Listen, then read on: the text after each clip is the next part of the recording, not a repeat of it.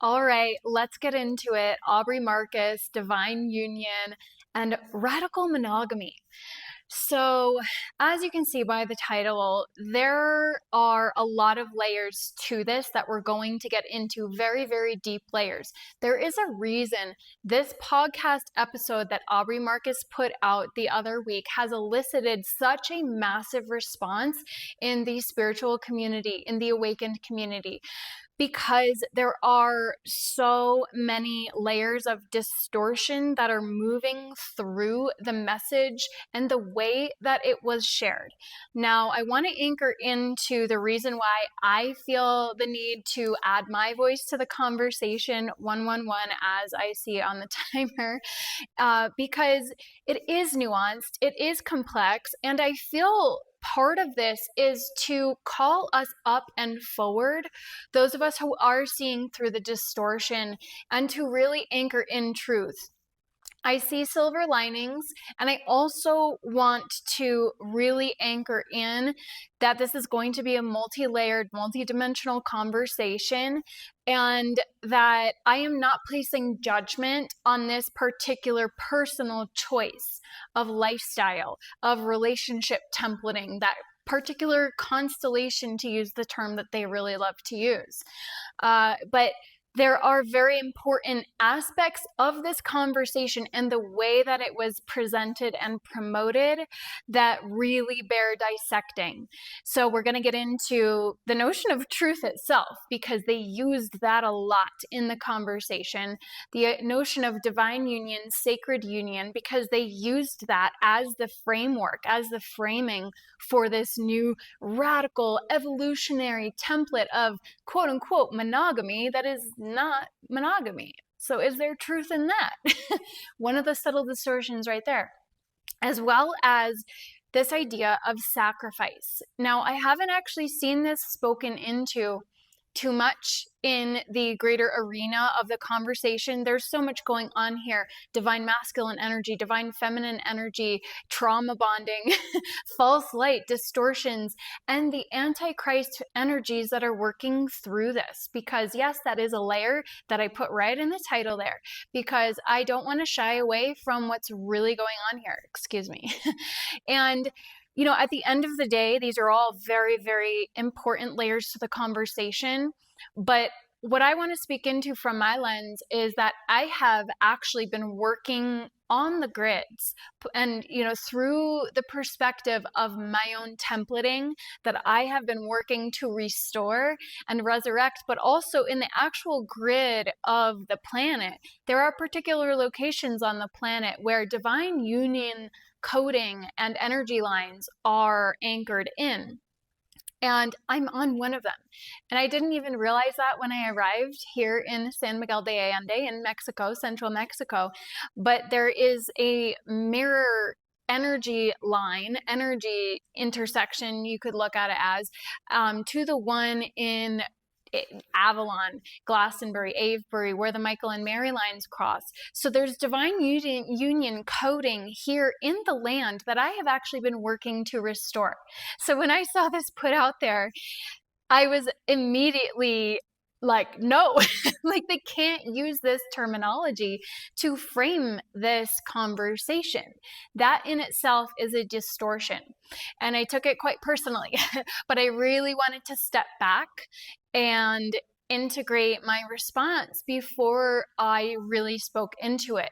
And there are so many layers. But again, as I intimated, there is this whole aspect of the conversation that came kind of toward the end of the very long podcast that was about sacrifice. This idea of sacrificing for love and what each of them was sacrificing and how noble of a sacrifice it was. And so I really, really dug into that one, because immediately I was feeling something there, that there was a specific distortion in the framing of that part of the conversation. And then I felt into it even more deeply, the notion of sacrificing for love. So we're going to get into that, because there are so many layers to get into. I do have notes here, but I also, just want to say that I was really, really integrating the comments that I was seeing, the different responses that people were putting out there through their own videos. And I have to say, one of the encouraging aspects of this conversation is that it thrust these conversations to the fore. And what I was seeing in the comments and what I was seeing in the responses was this wave of resistance to this distortion. It was very encouraging to see how many people were seeing through the deception, who were seeing through the distortions. And there's, another word that just came through is delusion, the delusion of something so sacred as sacred union, because it is such a powerful template. And that's precisely why it has been hijacked, it has been distorted, and it has been directly targeted by the anti-life, anti-Christ, even satanic forces. I don't like going into the depths of the darkness on these episodes so much necessarily, but it's part of what is being purged from the collective consciousness. It's like a detox, right? Any time that we go through an emotional purge, an emotional detox, it gets worse before it gets better, in the sense that we have to actually face the shadows. It's just like a physical detox. Usually people feel physical symptoms especially if they go directly into a detox. There's a reason that there has to be an elongated process when people are recovering from addiction. They have to go through it in a safe manner, because it can be too much for the system to grapple with when all the stuff comes up and out at once. And so we're kind of seeing that in the collective right now. That's why it seems chaotic. And it literally feels like this war of all against all energy. For anybody who has ever studied or read Rudolf Steiner, he has this idea of the war of all against all, which according to his epoch time frame wouldn't actually be happening for another couple thousand or several thousand years. I forget the exact time frame, but and take my perspectives with a grain of salt, of course. But I always felt that there was a little bit of a niggle with that, because I was like, I feel like we're in that now. And the last several months in particular, I have felt that so palpably, that is happening now. The war of all against all. For some reason, I have a hard time saying that. Maybe because it sounds so distorted, but it's like all of the shadows coming up, and we're seeing it in the spiritual, quote unquote, awakened community itself. Everybody is accusing everybody else of being false light. And, I have been part of that conversation, and it's not from a perspective of wanting to project and inject more separation consciousness into the field. I'm sharing from the perspective of wanting to raise awareness so that we can recognize the distortions and the antichrist forces that are very real, so that we can recognize the distortions within us to integrate and to come into that space of wholeness where none of that can actually get to us, where none of it can get in. So what I saw in this conversation, silver linings wise, was that first off, divine union itself was being thrust to the fore of the conversation. Second, that people were seeing this antichrist energy working through individuals in real time. They were seeing it happen through this very public conversation. They were seeing the distortions, the manipulation tactics being used, and it's so subtle. To the uninitiated, it's very easy to see how people could get wrapped up into this illusion and say, hey, this is divine. What a powerful, revolutionary template for the evolution of love, which is exactly how they framed it. And, it's really hard, because I don't want to inject judgment into this. And at the same time, It is time for us all to call people out, but really call them up when they are in a position of quote unquote leadership and influence, when they've even potentially self positioned as a guru of sorts, that they are held to that standard that they have positioned themselves to be in. And this is where I see that sacred responsibility of using the sword of truth coming down.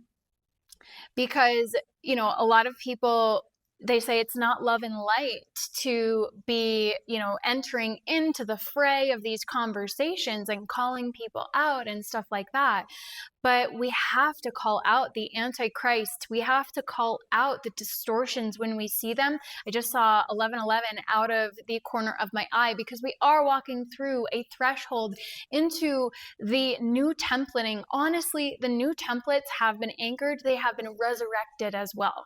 I've been one of the people behind the scenes working on this resurrection, this restoration, this anchoring of the newer, higher frequencies. And I say that, as somebody who's just been through the ringer.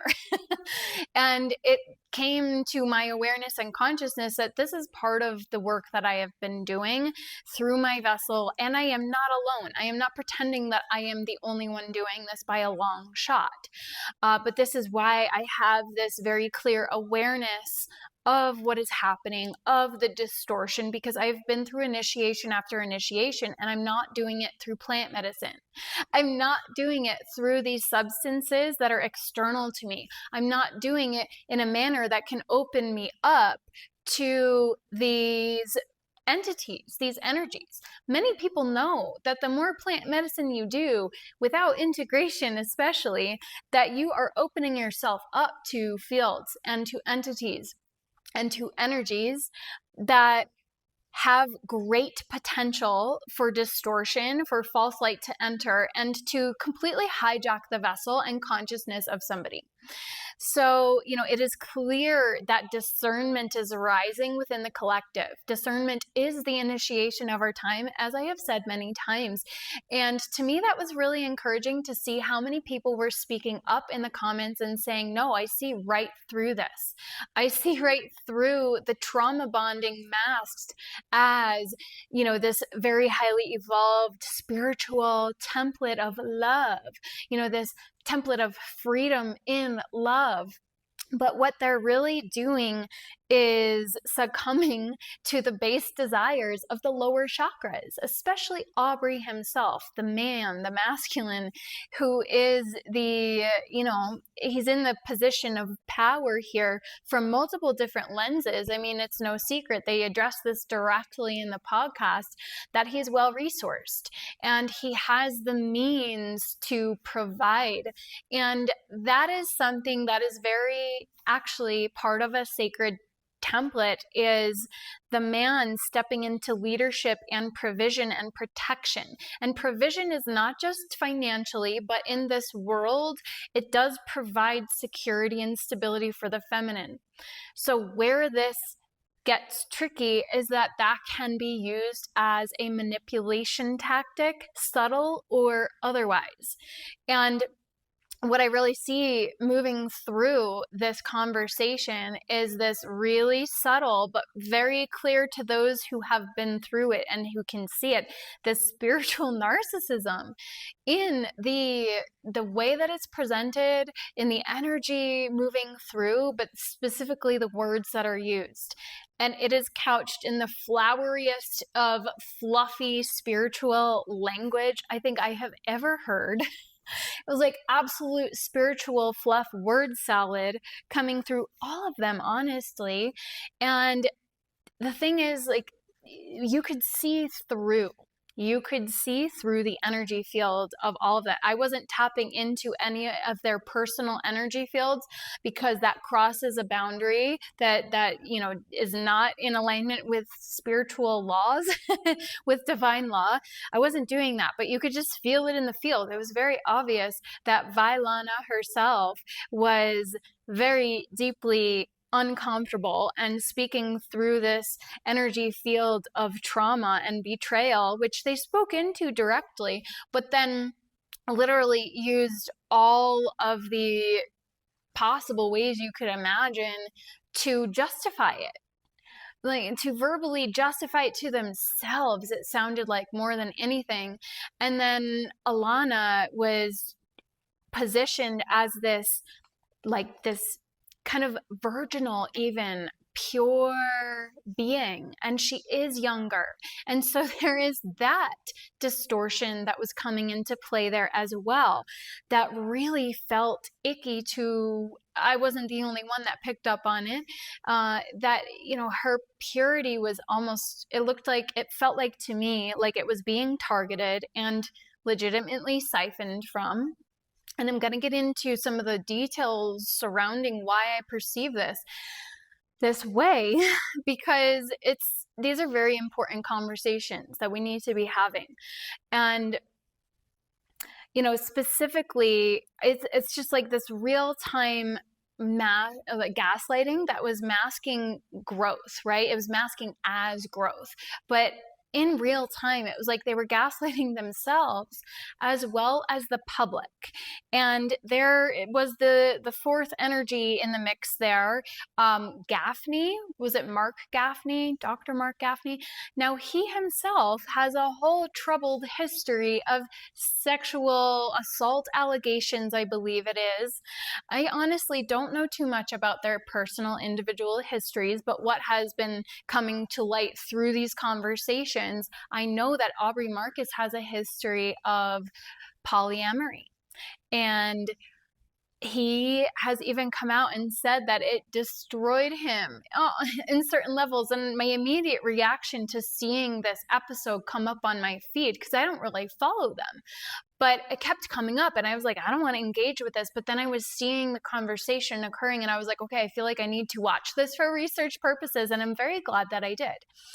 And I really do encourage you to, through the lens of discernment and research, so that you can see it, clear your field after. If you feel you are in a vulnerable space where you may get caught into the narrative, then please don't watch it. If you're not in a level of mastery and discernment, please don't watch it. And there are these thought form implants that were being put out into the collective through this conversation. This is part of how the Antichrist forces work. So if you don't know how to clear yourself, if you're not anchored in discernment with shielding in place, then please don't watch it. If you know how to clear yourself, if you know how to call in protection, then it's a really, really powerful case study for spiritual bypassing, for spiritual ego and narcissism, for this aspect of absolute total delusion, but also deception, and this dilution of sacred union, which is a really important part of the conversation. Now, I hope that I am not jumping around too much all over the place here, because there are so many layers. There are so many ways that this conversation can be viewed through. There's so much to dissect. I want to finish the thought about Alana's purity being targeted, because she honestly felt so scripted. And then we'll get into the divine union stuff more specifically, but it felt like it was very, very rehearsed. It was scripted and rehearsed so that all the words were just pure beauty, love, magic, poetic, whatever. And I'm not trying to deny that these people have gifts and that they may be pure, clear channels. She may be just as pure and pristine as they make her out to be. And I did get, you know, a nice energy off of her, but I also got this people pleaser, good girl energy off of her as well. She was literally positioned like a little doll, like a prop even, to a degree. And because she is the third party, this is what I don't want to get too into these layers, these nuances necessarily, but divine union is meant to be pure. That's the very definition of it. Sacred union is meant to be sacred, and it is between two people, and it is a very, very specific template and blueprint that has been hijacked and targeted. Anytime you bring another energy into the mix, that's not sacred union. And if you're seeking outside of yourself for fulfillment, that's also not sacred. If you're seeking outside of yourself to fulfill desires, you're operating from the base lower chakras. All of that indicates a lack of mastery. If you are not embodied in mastery, in self-mastery, which is the journey of coming into inner union, you're not in a sacred union. It's that's just a fact. Because of the way sacred union is, it's such a high frequency template. The earth has actually not been conducive. The collective consciousness has not been able to actually sustain true divine template, true divine union templating and coding. I just saw mirror number 2112. And there is the masculine and the feminine mirror. It's not based on biology per se, it's the energy. And so in physical union, the masculine and the feminine, the man and the woman, just to keep it simple, I'm going to use these terms, man and woman based on biology, but it's more the energy. They reflect, they mirror to each other the wounding. And so a lot of the healing has to be done in separation. Not everyone has to go through it in separation in that way.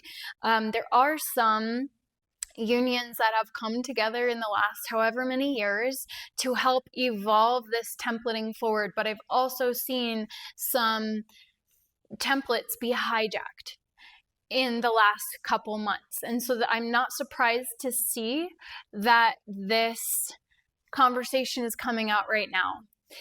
It's actually right in line with the way the energies work, because we have been working actively, collectively to restore these templates, actively, proactively, consciously, working to restore the templates. And I saw 222 and I just saw 222 again. And many of us have actually been working on the grids to restore the grids, as I have myself. And so because all of this has been happening in the collective, there is targeting. They try to come at it to distort, to separate, to hijack the union template. It is not one that is easy to sustain, because you have to have done a fair amount of work to really be able to battle the energies that will try to hijack your consciousness, your energy field. And I see that is what happened with Aubrey.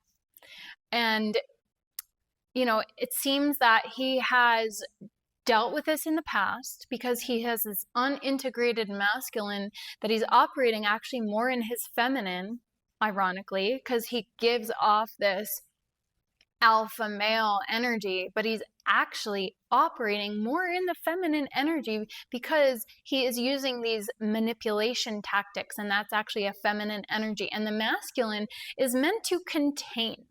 So the woman is meant to lead spiritually. The masculine is meant to lead physically and materially. And it doesn't mean, and this actually occurs within each individual human, regardless of biology as well. And it's meant to be a constant flow, a dynamic harmony, but we also incarnated into very specific vessels for a reason. God doesn't make mistakes. Divine Source doesn't make a mistake like that. And that's part of the collective hijacking as well, is to insert this distortion and confusion. So false light will confuse. And because Aubrey is not in his grounded masculine, he is using feminine manipulation tactics because they have gotten through to him. They've gotten into him, really is the way to say it. So he was talking about how God was giving him these downloads. But that to me was a huge red flag in itself, that part of the conversation, because I know how much, and he speaks into this himself, he's a psychonaut. He does a lot of plant medicine. And he was talking about this God bomb ceremony in particular, where immediately after meeting Alana, on a dating app, Raya. Um, they brought her into a ceremony. And to me, that in itself was a red flag, which I will get into. But he was telling him how God told him to check the dating app in that moment. What a profound download. They were in Miami actively looking for a third person to bring into their relationship constellation. They were looking for their unicorn or whatever that term is, right? There are terms for this in the world of poly, the different roles. And what I was starting to get into, and the reason I feel that I, have a voice to add to the conversation is because when I lived in Miami, I was propositioned in the way that Alana was, to be the third. It's not something I've really spoken about to very many people. But, at the time, I was kind of a little bit more vulnerable and impressionable than I am now, because I was early on my journey of opening up and exploring the world outside of the structures and confines of the matrix. And we're told when we start to awaken that the traditional templates of marriage are distorted aspects of the matrix, that it's like an entrapment to be in union with only one person to a degree. And so for a moment, and that's like a lot of the Burning Man energy, that's kind of promoted this like free love, however that looks, this poly energy, this exploration, the sex parties and stuff like that. There was a fair amount of that in Miami, which I was exposed to more on the periphery, but I was exposed to it and I was propositioned. And for a moment, I was like, could this be something that I should entertain? Because, honestly, it's like no relationships were working out. The dating apps weren't working out. I was like, okay, have I been getting it wrong? Looking for that one special person? Have I been getting it wrong? Is that not the path for me? Because I am in this world of opening, and maybe that's really what is aligned for me. And it didn't last that long, my contemplation, because it really didn't sit right with me. And Alana addressed the reason why directly herself, because she goes back to her bed alone. Most nights she is alone in her bed. And I was like, that is not what I want for myself. A little playtime to satisfy physical desires, but then really, what am I getting out of it? Because my soul wants more. And I had the wherewithal, even when I was in a like more impressionable and vulnerable state than I am now. I had the wherewithal to say, this isn't for me. And I didn't want to get entangled with that because I felt like it would be empty and hollow, because I had done the whole one night stand thing. And I always would fantasize and romanticize that maybe somehow this would be my person. And we just had a funny story of meeting like almost every single time. I don't want to make it sound like I did it a lot, but I was always seeking something real, always seeking true love. And then you kind of get into this, like, well, am I like in this fairy tale kind of limerence? Am I in this delusion, like total delulu, that is keeping me in this codependency state? So this is where you can start to really gaslight yourself when you're presented with these new templates. And that's exactly how the false light works. It inserts confusion into the narrative. It inserts complexity into the narrative. Now to Vailana, how many times did she say how complex it was? Well, to me, one of the lines that came through my mind, I was just like, love is not complex. It is not easy, but love itself is simple. And I think I wrote this down somewhere in my notes. I don't know. I have so many notes here. But At the end of the day, I was seeing this whole conversation as, through the contrast of illusion, we can see truth clearly. And I think that's what's happened in the collective. I think these individuals brought this to the table with one particular intention of sharing this publicly. And it served something else entirely. Like, their humans saw a different potential coming from this conversation, a new narrative, a new template that they were helping to anchor in and to evolve the constellations of love and everything, saying that they sacrificed themselves to help figure this out. And that's not what they did. What they did was bring the distortions to the table so that everybody else could see truth clearly. Their higher selves orchestrated that. And I see another mirror number here. Their higher selves orchestrated that. Their humans thought they were doing one thing. Their higher selves signed up, their souls signed up to do something else entirely. Have they played a large role in this conversation, in evolving the conversation forward? Yes, but not in the way that their humans intended or envisioned. But I think that this is playing a huge role. And so we can say thank you to Aubrey, Vailana, Alana for exposing themselves, for putting themselves on the line in this way, because that does take courage to put yourself out there publicly in such a manner, and it's not easy to expose yourself. But what I saw with Vailana especially was just this over justification that it's like she needed to convince herself that this was something that she actually wanted and that was actually true for her. And they were talking a lot about their truth, the truth of their desires. Well, guess what? If your desires are coming from your lower chakras, that's ego desire, not higher self soul desire. Your soul does not desire distortion. Your soul does not desire complexity.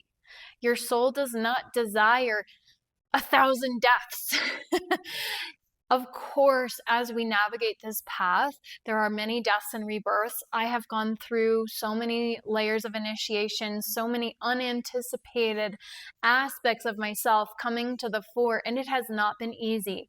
Even just this past weekend, because of this conversation, because of the sacrifice template that I was seeing, 333, coming into the conversation, my soul brought me on a whole unexpected journey just this past weekend, over the last couple days, yesterday being this deep completion of that process that was very important for my soul, but it was actually anchored into the grids of clearing these templates of sacrifice, which I will get into in a moment.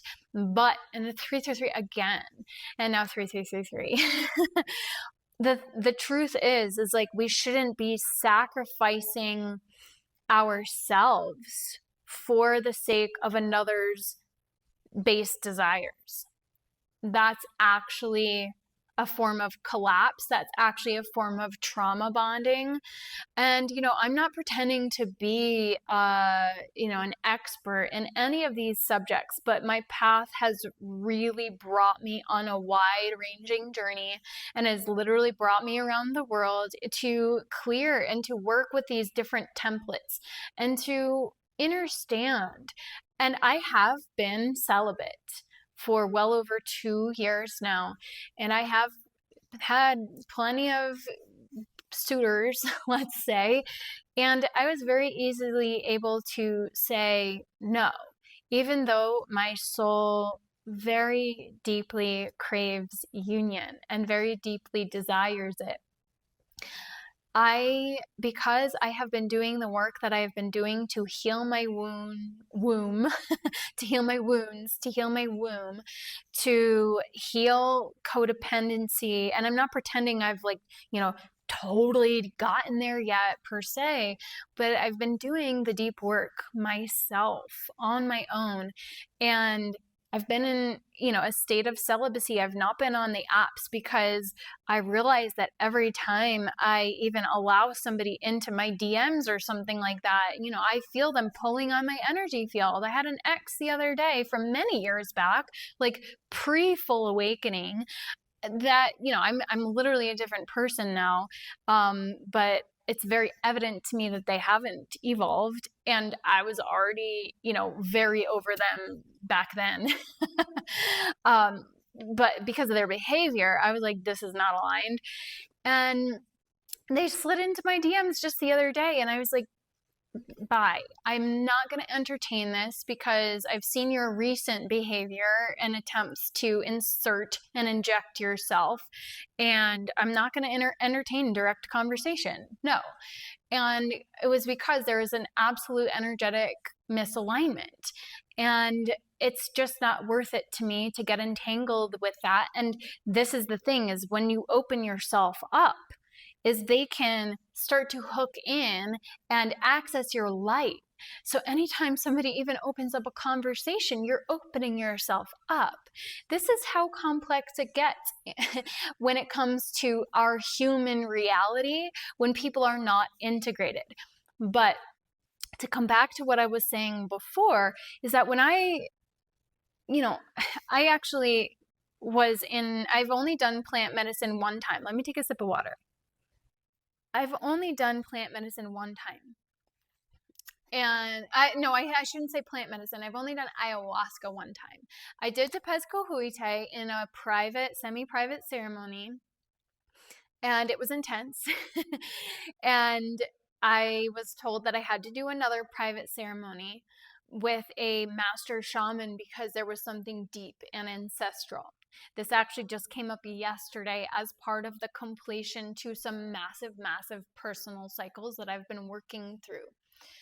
There was a thread that was woven through that, and it was a spell placed on my womb to suppress my power, my magic, my codes, basically, with the rise of the patriarchy. If that sounds crazy, well, go back through my other podcast episodes. You'll see my journey has been very multidimensional, but that opened me up to plant medicine, but it was only in private containers. Okay, and I'm not going to get into the details of that. And a full year later, I did some Kamba, which is a bit of a different medicine. It's more of a purging, a purification of the physical body, like yuck, but kind of does clear you out. And then finally I did ayahuasca one time. And because it was my first time, I had done that DMT through Tepezco Huite a couple times. And DMT, it sounds like, might be similar to this God bomb stuff that Aubrey Marcus was talking about. What is it called? Something MAO, 5-MAO. I don't really know what that one is too much, but apparently it's very intense, and you're under for 10 to 15 minutes, which actually sounded kind of like Tepezco Huite, which I did in that semi-private ceremony. And then in the private ceremony with the shaman, but the shaman did the medicine, I didn't, in the private ceremony. But I finally did Aya, and I had one small cup because I was new to it, and I was on the floor the entire night.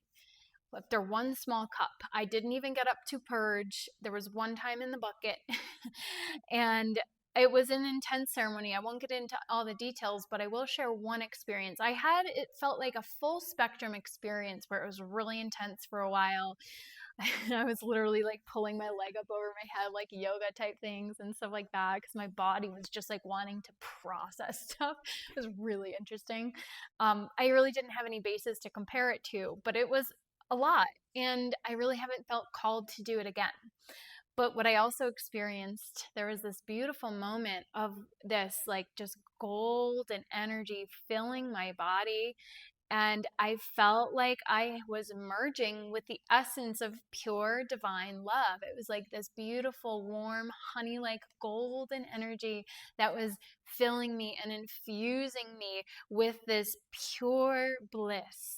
is the only way I can explain it. And I remember lying there and just laughing, like laughing out loud in the room, and everybody was in their own experience, obviously. But I was like, it's so simple. It's so simple. And I was literally like, silly humans, we make it so hard.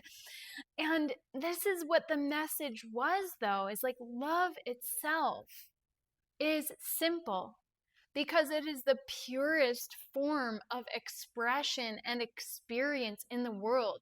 But it's our 3D humans, through our trauma, through our own distortions, that make it complex, that make it complicated, that make it hard. But if we can move through that distortion, unconditional love is pure. Unconditional love is divine.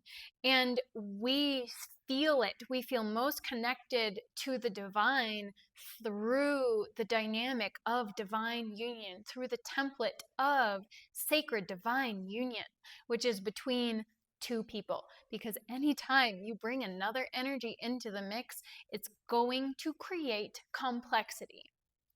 And that's not the idea. Union is the beautiful merging of I just saw another mirror number, merging of the masculine and the feminine energies. Yoga is actually, it means the root word yuj means to join, and yoga is about the integration of the inner masculine and feminine energies, the Ida and the Pingala, the sun and the moon. But when you reach a certain level of transcendence in your consciousness, not transcending the body but in a consciousness, you realize 144 I just saw, you realize that even that is an illusion. Separation itself is an illusion.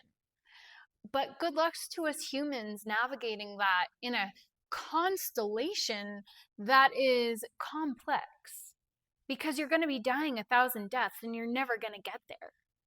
And so this is one of the huge distortions inserted into divine union. Like so many red flags in the conversation when you break it down. But it was like using spirituality as an excuse to really feed these ego-based desires.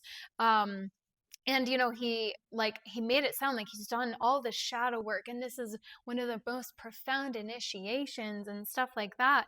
But I was like, dude, we can all see right through this, that there is a massive aspect of you that you have not integrated.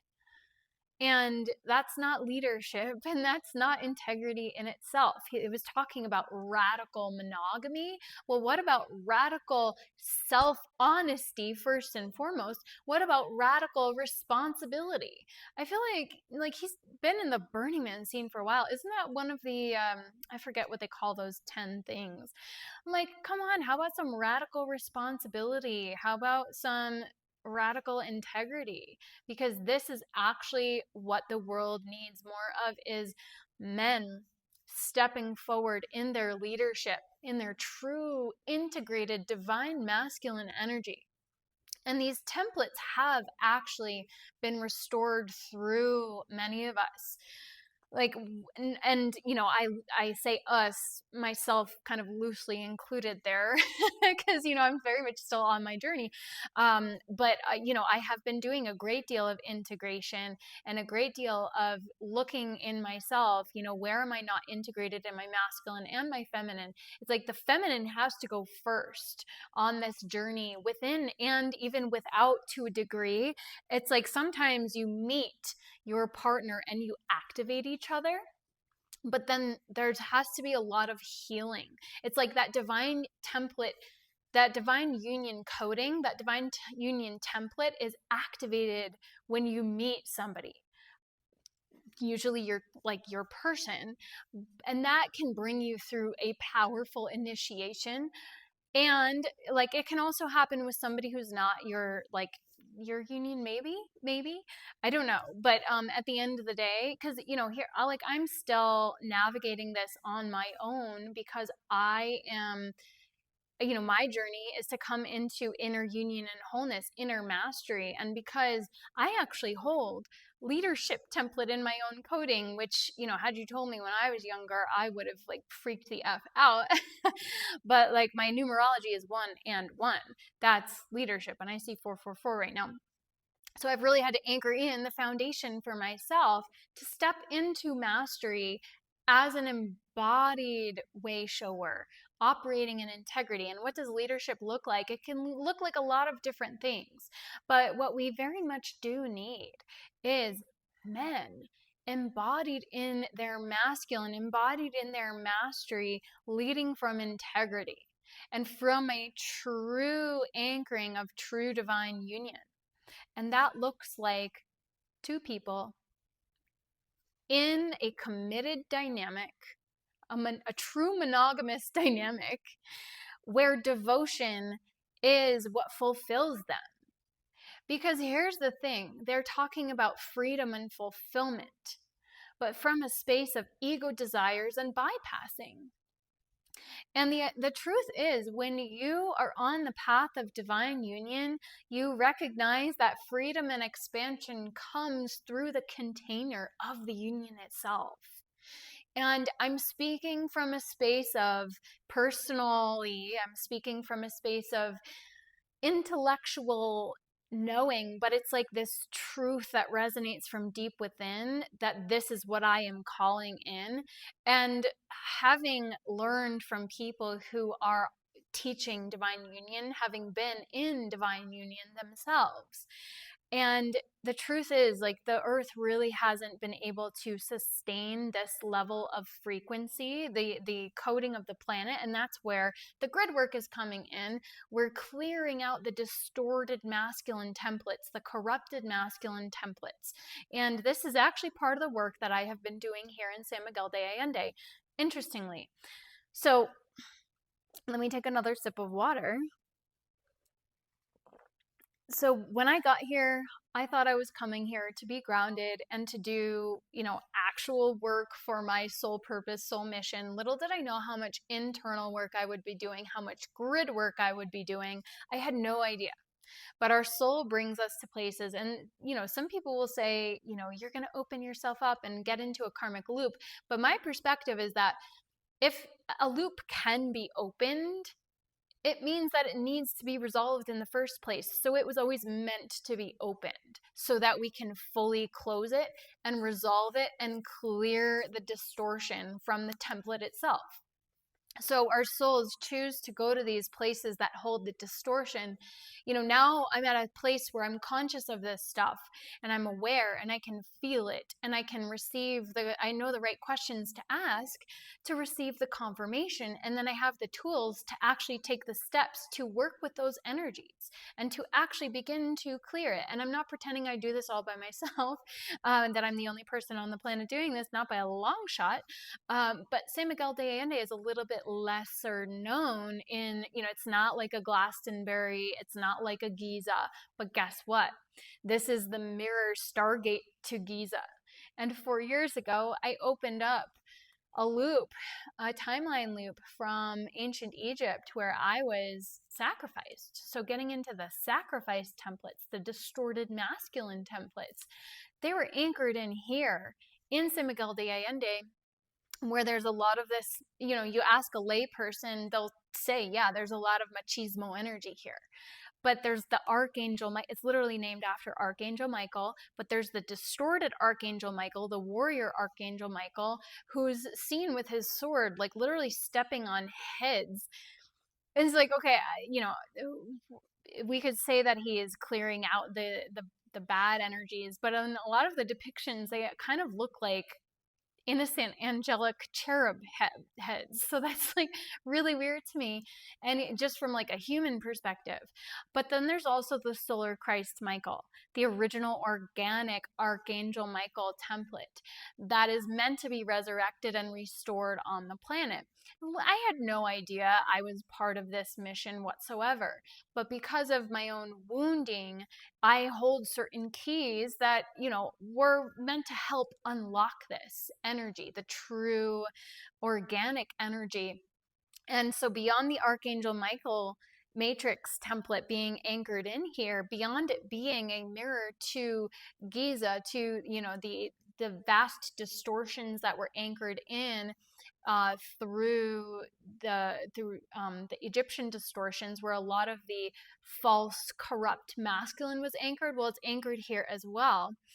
And the 4D is often associated with the heart chakra. And a lot of my mission and templating is around heart chakra healing. But it actually went up into the high heart chakra yesterday, which I will get into in just a moment. But it also holds divine union templating. It's this Jesus Mary energy that was anchored in here in the energy grids. And there's the Michael Mary up in Glastonbury. So it's kind of its own mirror to that frequency. So, you don't have to totally understand what grid work is, but in essence, the grid is seen as the nervous system or the brain, in some cases, of Gaia, of the planet, of Mother Earth. So think about it like clearing trauma from the energy body, clearing trauma from the nervous system of Earth herself when we do grid work. Because it's like, you traumatize a human to keep them in separation, to keep them in fear, to keep them in illusion, distortion, lack, scarcity, constriction, where you're not seeing possibility, where you're not embodied in your wholeness. It's the same thing with Gaia.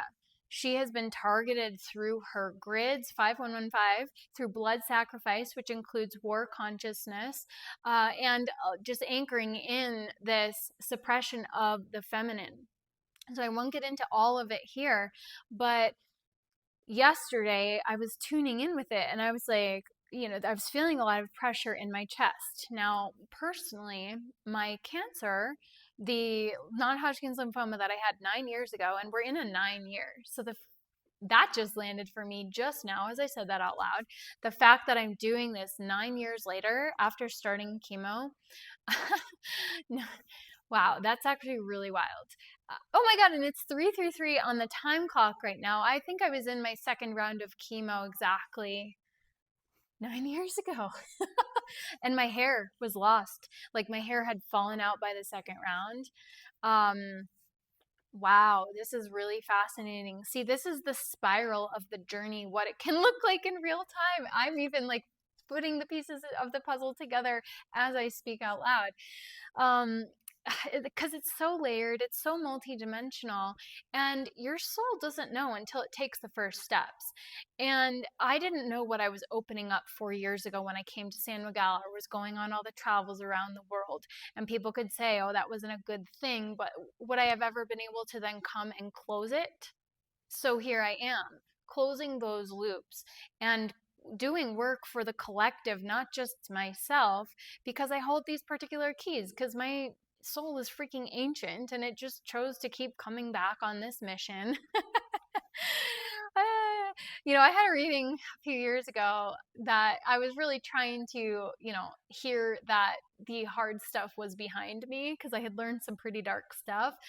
But she looked at it and I got terrified by her expression because she looked like a badass herself. And she was like, damn, girl, your soul must have thought you were a badass coming into this lifetime. And I was like, what does she mean? It's not over? Like, haven't I been through enough, God, already? I'd already been through cancer at that point and all that. And, I learned that little did I know, like whoops.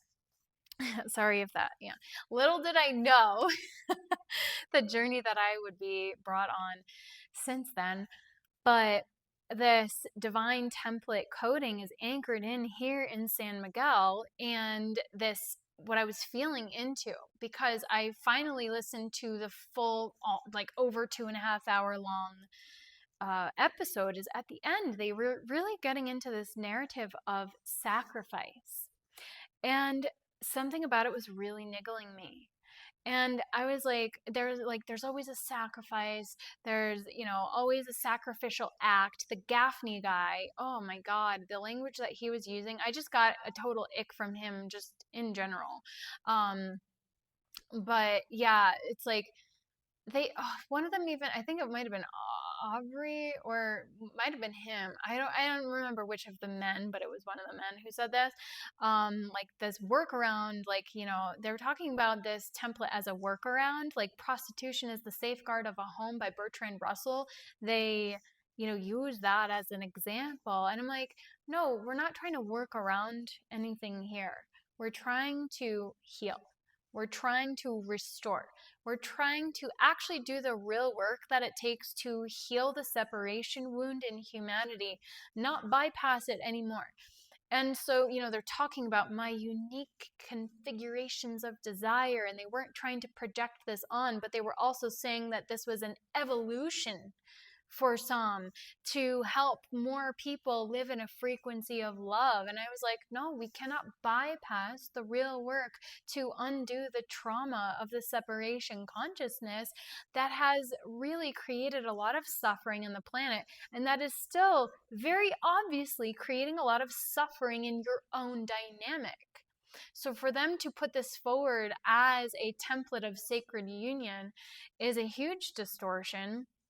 And then if you really look at the history there, they brought Alana into this God bomb ceremony like the day after they met, basically. 555, I just saw. And 5555. And Vylana and Aubrey also met, I believe. I don't know. It just seemed like plant medicine was always in the mix there, and there was always some poly layer to it, and she didn't want poly. He had already done poly, but she never wanted it. And now it's like, here we go again. Like, I got the ick immediately, but, so getting back to this idea of sacrifice, it's like she was very clear that she didn't want poly for a very long time. And so it's like she's had to sacrifice her ego, is what they were calling it. It was her jealousy. But it's like, no, it was being framed as jealousy. But there's actually a core part of us that discerns what is true and what is right and what is righteous. And I don't think that was jealousy on her part. I think it was a rejection of his distortion, of his ego based desires, wanting to destroy the sacredness of their union and of their commitment and devotion. Sacred union is a devotional template, devotion to the sacred in the other. And they're conflating devotion with desire. And it's just so distorted, and there's so much I could say that I'm even getting lost in my head. So let me get back to the sacrifice. So especially for women, and especially those who are in Grail lineages, I have not, like I said, I haven't tuned in. I don't know if those women hold that specific template themselves, but they hold this, you can feel that they have a powerful template, each in their own right. But, we have this essence in us that was silenced and suppressed, and that is really connected and devoted to the divine. And so our intuition is powerful, but it has been suppressed, and we have been told to submit to the man in a very distorted manner. But in true sacred divine union, the man serves the woman, and he protects and he provides. And from that provision, she feels safe. She has the physical security, the emotional and psychological safety and security and stability held by the container of the masculine, where she then feels able to fully surrender and to fully submit to the man's leadership. But spiritually, she leads. Physically, in union, he leads. So yes, when it comes to the fulfillment of desire, the eros gets ramped up. But in a true sacred union, you have no need to look outside of that dynamic, of that duo, because through that duo, a whole third energy is born between the two that has nothing to do with a third body. It's powerful and it is sacred. And this is the reason it is targeted and hijacked by the Antichrist forces. And you could see very clearly that it was Antichrist energy working through these men. And I say these men because Gaffney was just like a weird advocate for this. And we don't need to get into all of that. But there's this very, very deep calling in the divine feminine in this lifetime in particular, where we came to restore this essence, this energy, these codes that we carry, these creation codes, these pure life force codes of beauty and purity and divine love and devotion. We know when something is off.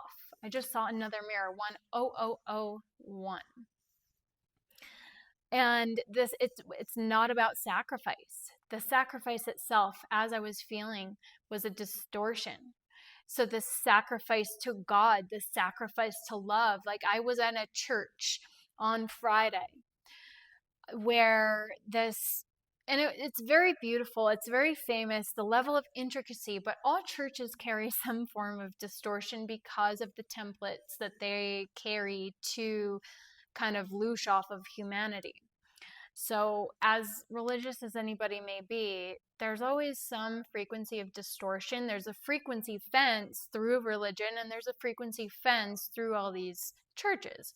But this particular one was depicting the crucifixion in like real life size forms on these altars in this one section of the church. And yeah, it was beautiful in the sense that you could see how much devotion and dedication went into it, but it was also very distorted because the crucifixion template is dark. It just is what it is. It's dark. The blood sacrifice is really what it is, and women have carried that template within themselves as well. So there's this suppressed leadership in women, this suppressed truth that is a form of sacrifice, sacrificing as the good girl to please everybody else. And that's what I felt was coming through Vailana. And then Alana was just this, she was pedestalized for her purity, which also kind of put up this distorted opposition between Vailana and Alana. It was like Vailana was almost positioned as the fiery, fierce, kind of in some cases furious. They didn't use that word, but like they depicted moments where she was angry as all heck because of this. Oh, I almost forgot one of the biggest distortions, that a god told him that he was meant to have children with both of the women. And so Vailana was kind of then positioned as the dark feminine, whereas Alana was positioned as the light feminine. And so right there, like, is kind of the distortion. It's like he feels like he's needing to get his desires fulfilled from two different women because neither one is embodied in the fullness of the divine feminine. But if he was fully embodied in the divine masculine, Vailana would feel safe to integrate and to rest into the reception of the light feminine, to release the distortion, the heaviness, betrayal, imprints that are held in her trauma bonded wounding herself. So if he were in true devotion, if he were operating in true sacred divinity himself, she would feel safe to fulfill that essence within herself, to restore rather that essence within herself, and then he would feel fulfilled. So in this context, it's like he has to lead, but she also has to lead herself. She has to choose herself in this dynamic, and she's not. She hasn't yet. And I really wish that they all find their actual higher, deeper truth, because I don't think this is truth for any of them. But that, there's a lot of weird distortions being played out here in real time that we could see right through. And it's like Alana is making the sacrifice of she's not being fully chosen herself, because she's entering a union that already existed and she's the one sleeping alone. Now, I can see what she's getting from the dynamic. I can see why. She was at a time in her life when she very admitted, like, honestly admitted that she was a little lost and confused. She was in transition. She had just broken up. She was in a career transition. By the way, Aubrey himself made a point to point out that her career was as a model.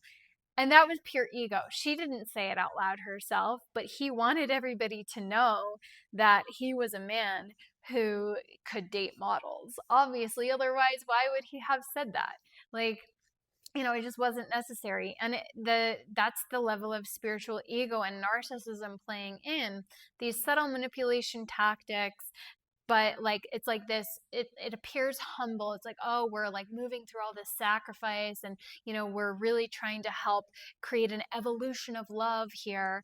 And really, he's just trying to display his ego. He's putting his ego on display. It reminded me of an ex who kind of almost self-admittedly was like, I don't know, I might be a little narcissistic. My most recent ex, the one after which I was like, yeah, I'm going to be celibate for now.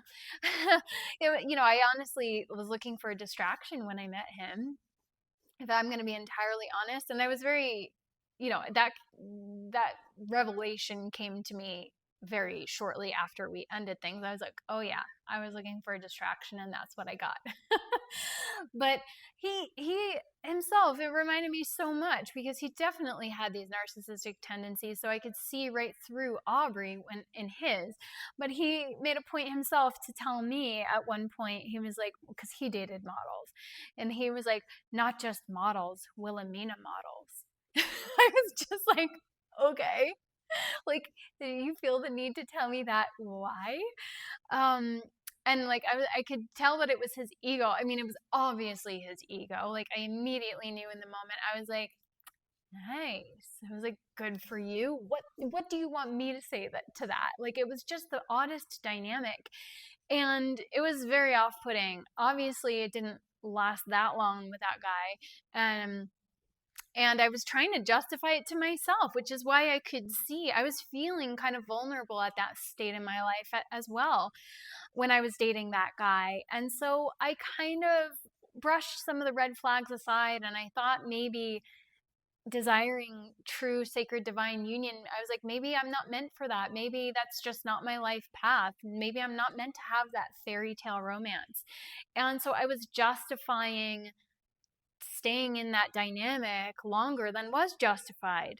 And I was justifying me suppressing my own desires, and with, some behavior that really I would not have preferred. And, just things that were not my preference. I was like, well, maybe I could work with this. And so this is what happens when a woman is feeling vulnerable, is we can very easily gaslight ourselves because we don't want to be alone, because in this world without that safety and security of a man to help protect and provide, it's exhausting. The whole independent woman thing is exhausting. Boss babes burn out for a reason, because the world is not designed for one person to navigate on their own, especially not women with their cycles, and who, are processing a lot of energies constantly. Those of us on the spiritual path, more than anything, want nothing more than a man to help hold the container for us in the physical. And yet, part of the lesson for a lot of us has also been to reach this level of mastery and integration of the masculine within, so that we don't fall into the codependent dynamics. And at the same time, I see that a lot of the unions that are coming together, that are working out, they have this more traditional, the more traditional roles are coming into play. And the man is choosing to tell his partner, you don't have to work anymore, hun. I would love to provide for you. and then she feels safe to fully open up. She gets pregnant without infertility because her body feels safe and naturally regulates, or her cycles just naturally come more into sync because she feels safe to let go of the stress. Her nervous system isn't holding on to the stress, and she's able to relax, which means then she's able to receive, which means then she's actually able to fulfill her mission more fully as well.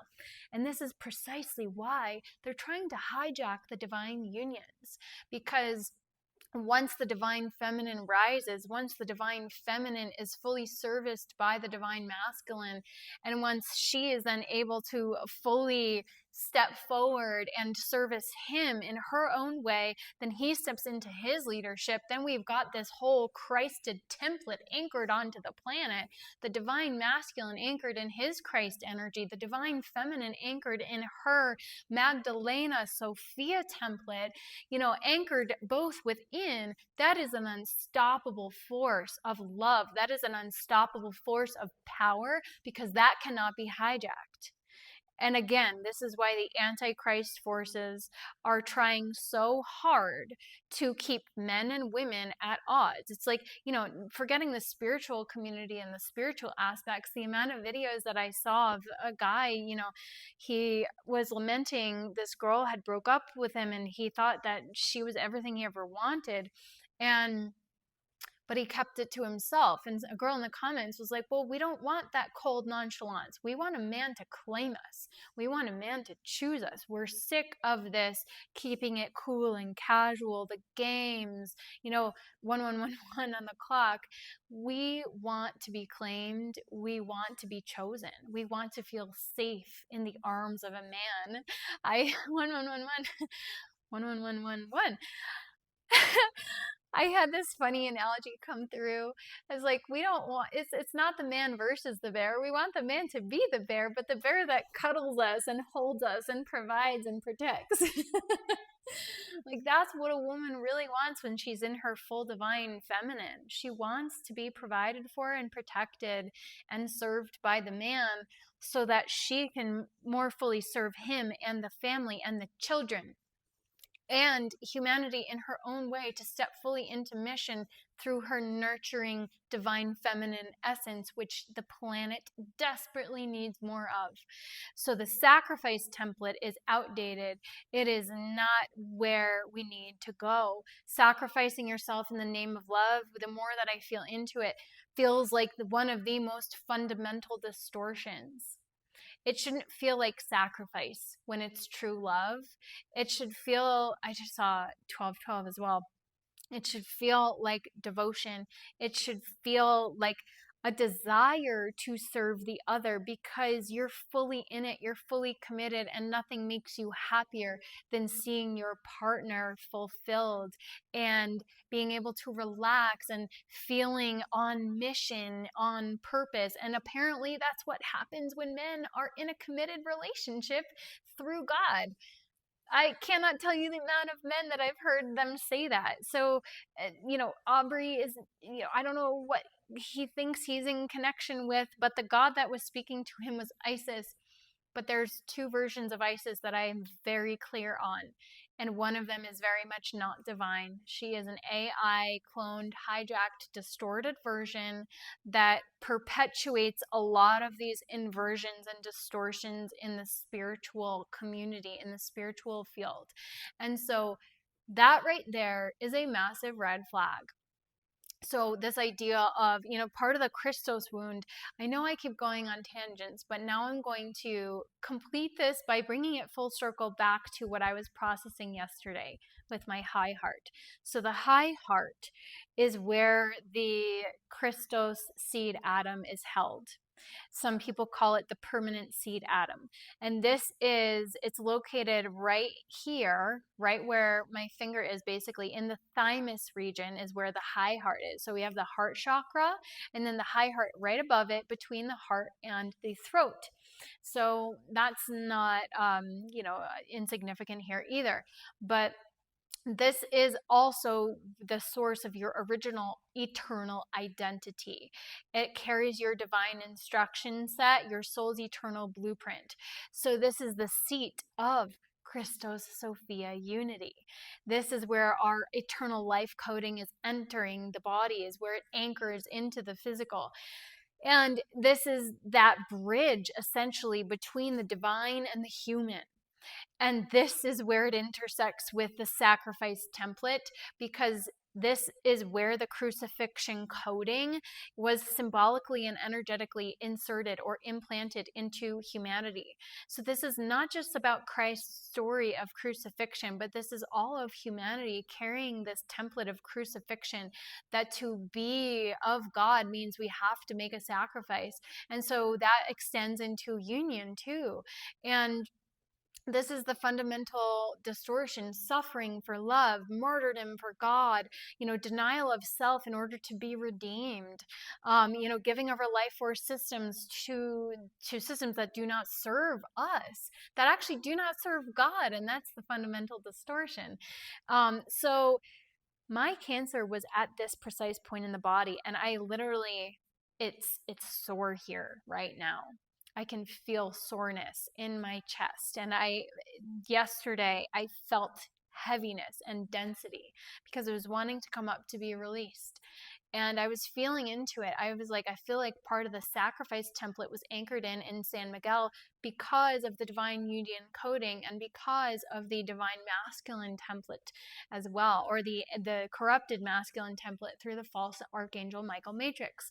And so my voice has been targeted in many incarnations. And so, me doing this has been a huge initiation. But my mission was also veiled. They didn't want my coding to be fully received by people.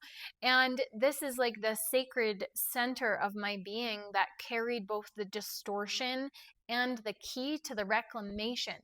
So there was something in my unique coding and blueprint that brought me here to San Miguel to not only end the looping and clear the karmic imprints for myself, but to help clear this from the actual grids, the actual template in humanity.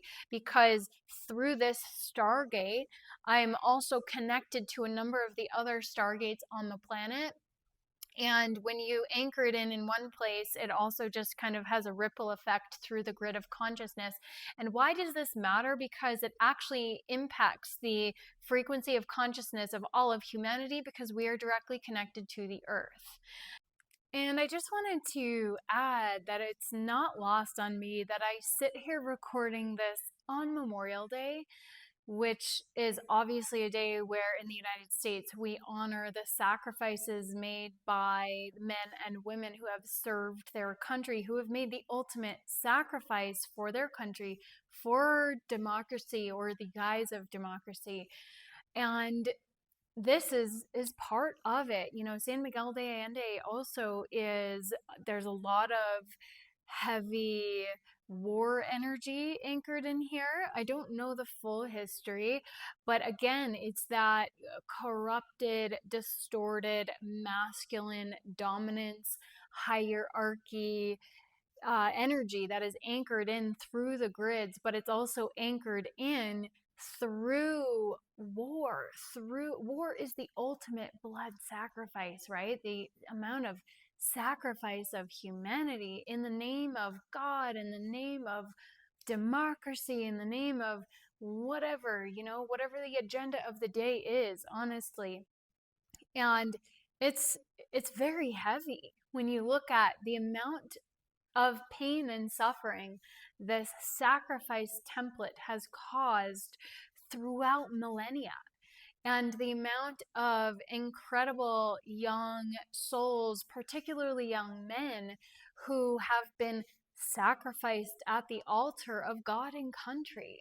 And there is a fundamental distortion there, but this goes back through the temples, this idea of sacrificing for God. And it's not just animals that were sacrificed. In many of the ancient cultures, humans were sacrificed. And so, yes, it's very heavy. And this is why we've got to really begin to get really honest with ourselves about where these subtle and maybe not so subtle distortions are still inserting their way into these divine templates. These templates that are meant to be divine, to conflate divine union with sacrifice for love, and to conflate the spiritual path as one of sacrifice. I mean, yes, there is a degree of sacrificing our egos, but there is an ultimate liberation into love that occurs when you make this quote unquote sacrifice that it's not really a sacrifice because, and this is what I'm getting at here when it comes to the context of divine union, of true love, it will not feel like a sacrifice. It shouldn't feel like a sacrifice. It should actually feel like an anchoring, like a container, like an expansion, even a container for the expansion to occur, for the love to flow ever more deeply and powerfully and profoundly. And this is what happens when you sacrifice your ego. That's like the real sacrifice that should be made. But also, like, should we call it sacrifice or should we call it the dissolution of illusion? Because that's what's really happening when we return to love. It's not a sacrifice when you understand that the distortion was never truth anyway. So you're ultimately liberated by it. So, in true union, in true unconditional love, sacrifice doesn't enter the conversation because you're willing to dissolve your lower base desires into a higher expression of purity, of devotion, where it doesn't feel like sacrifice because it carries that frequency of distortion. We know that it doesn't belong in the conversation of true divine union.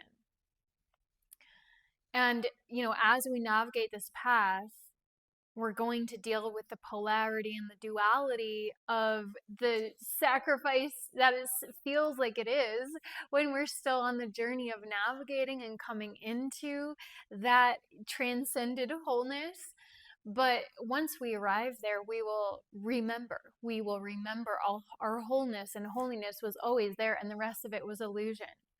So I hope that makes sense, because this is an important nuance and part of the conversation, because this sacrifice template is so heavy.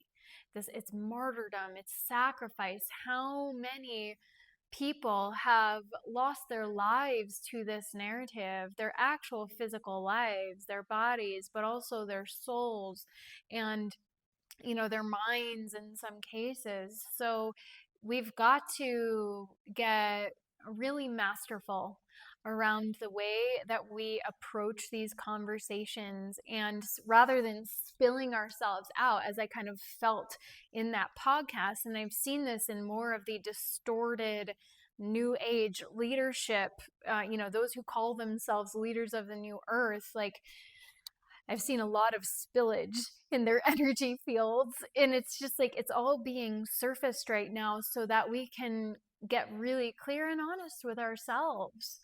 And, it's quite humbling, honestly, to be witnessing this happening, but also to be able to recognize it for what it is, and to be open to that field of true radical self-honesty. So, I'm curious how this is landing with everyone, but this sacrifice template feels really, really important to address, because it felt like there was a huge layer of distortion coming through that particular aspect of the narrative as well. So this is how it's all connecting, coming full circle, and why I felt very personally connected to this podcast. I appreciated what Aubrey Marcus was doing. And again, everybody can choose their own path for themselves. But the more I got into this conversation, the more I could see the distortion, and we can appreciate their souls for taking on this mission of actually like displaying the distortion, not a new template, but the old template and the distortions of the false light working to create confusion and complexity in the realm of divine union, which is the most powerful template on the planet. So I didn't even get through a fraction of my notes, honestly, and I hope this made sense. I hope it had some sense of cohesiveness because I feel like I went into a bunch of tangents. I don't like reading notes, obviously, when I do this. But there were so many points to bring up. And, it doesn't mean that this is the only time where I address these particular issues and topics. And perhaps, there will be other videos that I, kind of come off of this one.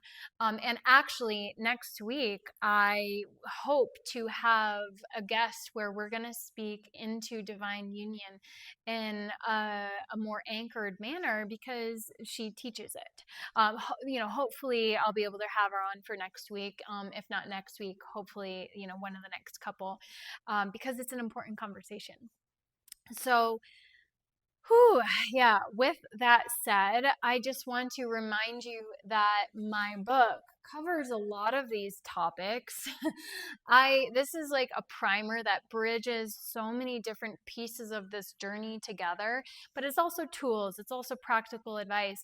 And then for those who are ready to go deeper and really step into mastery, I have my masterclass, Embody Your Soul's Blueprint to End the Karmic Looping and Reclaim Your Divine Inheritance and ultimately liberate your light.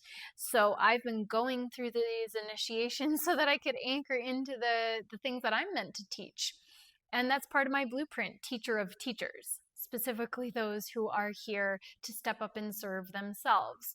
So stepping into that template myself, I've had to go through so many initiations because for me, my gene keys are also truth and illumination. I am here for truth. I am also, very anathema to distortion, to injustice.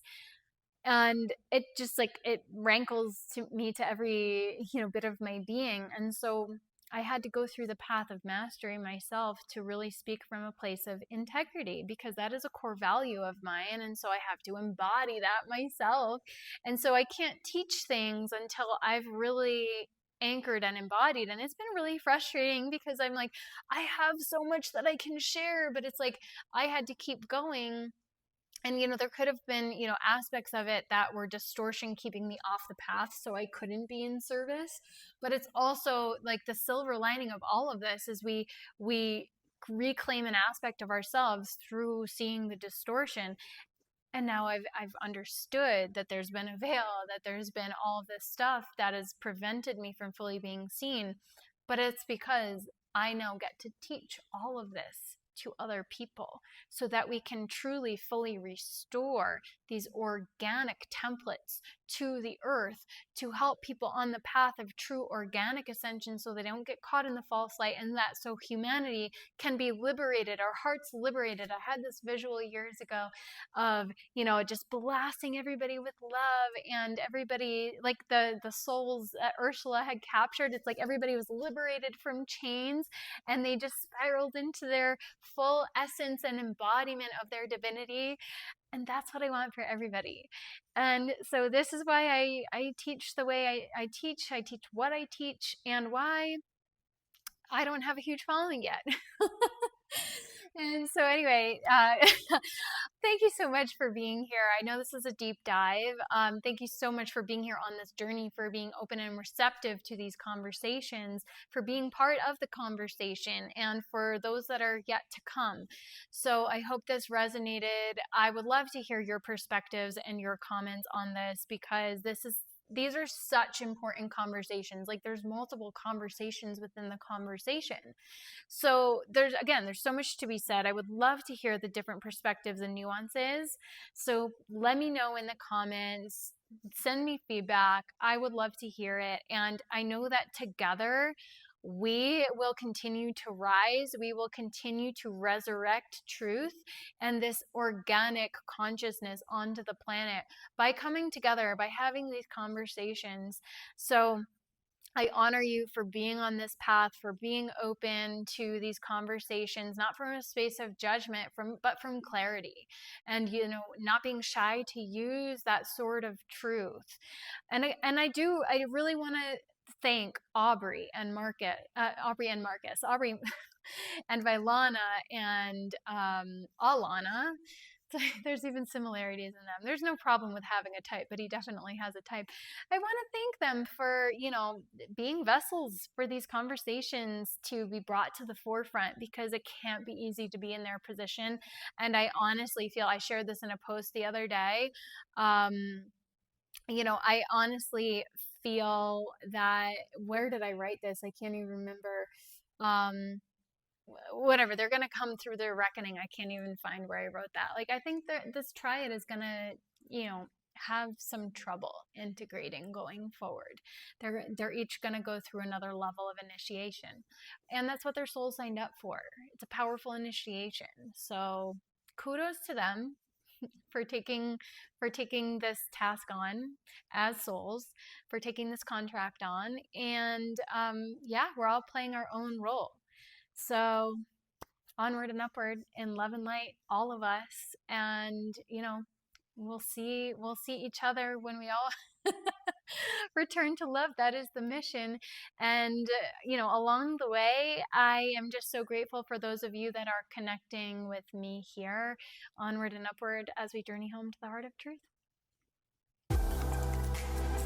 Thank you for tuning in to the Heart of Truth podcast with your host, Amanda Erin Kelly. If you enjoyed this episode, please consider leaving a rating or review on your favorite platform. And if you'd like to go deeper, grab your copy of my book, Let There Be Light, and join us inside the free community in Illumina Wisdom School, where you can access free resources to jumpstart your journey, such as a higher self activation and the Body Temple Blueprint Masterclass, as well as explore the plethora of resources, including Awakening Fundamentals and Luminary, my signature path to wholeness and mastery, to help you become your own healer and sovereign authority.